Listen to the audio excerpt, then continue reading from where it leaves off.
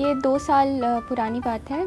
मैं जॉब करती थी तो वहाँ से किसी के पास मैंने कैट देखी, वो काफ़ी बुरी हालत में थी। तो फिर मैं वो उठा के अपने घर ले आई, उनको मैंने पे किया। मेरी फ़ेसबुक अकाउंट है, उसके बाद OLX यूज़ किया और फ़ेसबुक पेज है।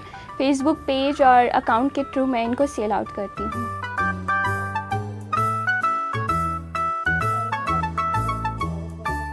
इनको पालने के लिए सबसे पहले इनका फूड अफ़ोर्ड करना पड़ता है। फ़ूड इनका काफ़ी एक्सपेंसिव होता है और जो बिल्लियाँ मेरी बिल्लियाँ फ़ूड खाती हैं वो कोयटा से मिलता नहीं है, फिर वो मुझे ऑनलाइन मंगवाना पड़ता है। उसके अलावा चिकन और साथ में फिर मिल्क।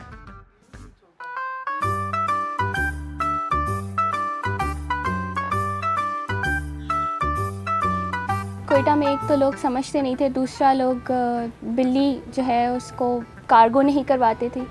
फिर काफ़ी टाइम ऐसा होता था कि मुझे किसी अपनी फैमिली मेम्बर को रिक्वेस्ट करके उन्हें भेजना पड़ता था।